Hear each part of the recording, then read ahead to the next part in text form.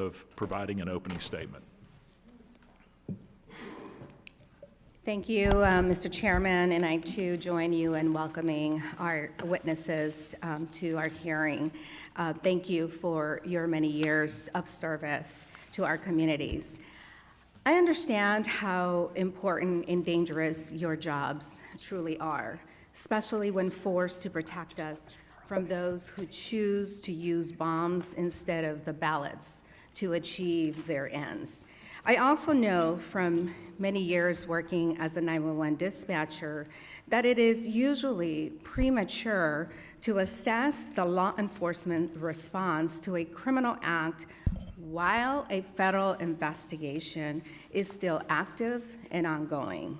And I am sure that my colleagues on the other side of the aisle know this, which leads me to wonder, what exactly is it that we're doing here this morning? Maybe it is to peddle crazy right-wing conspiracy theories about the January 6th pipe bombs spreading in the dark corners of the internet. Or maybe we are here so this subcommittee can, once again, try to muddle our history, villainize law enforcement, and undo the efforts of the bipartisan January 6th Select Committee, all to distract from the simple fact that the former president and Republican nominee for president orchestrated a corrupt scheme to overturn the results of a free and fair election. When that didn't work, he summoned an armed mob, riled them up, and dispatched them to the Capitol, endangering the lives of everyone working here that day, including members of Congress, not to mention putting at risk the lives of the outgoing and the incoming vice presidents. I was in the House gallery when the Capitol was breached. It is imperative that all who committed criminal acts that day be held accountable for their actions, including and especially whoever placed pipe bombs at the DNC and RNC. Yet, we must remember that this isn't an episode of CSI or Law and Order.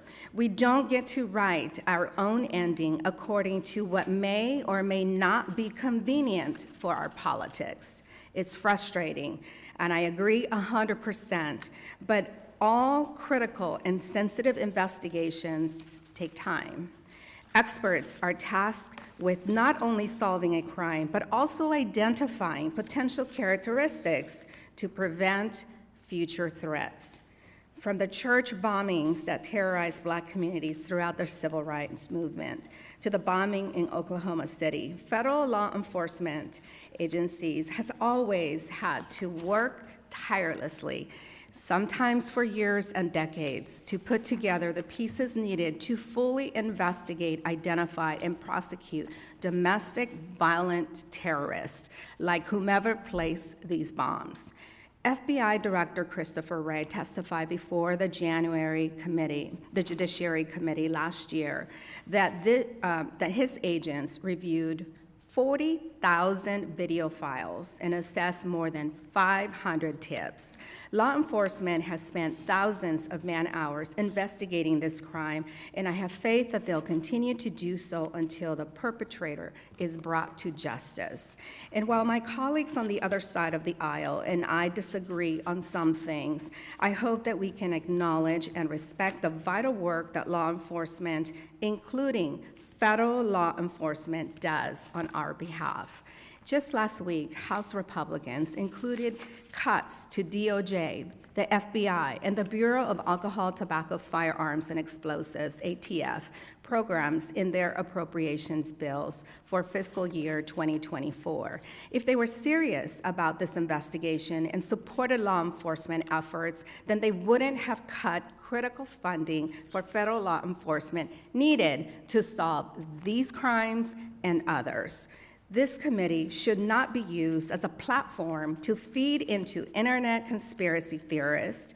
Rather, I look forward to discussing and learning more about the responsibilities and complexities of the important work that the FBI and its partners are engaged in, from our witnesses. Thank you once again for taking the time to testify at this hearing, and I yield back.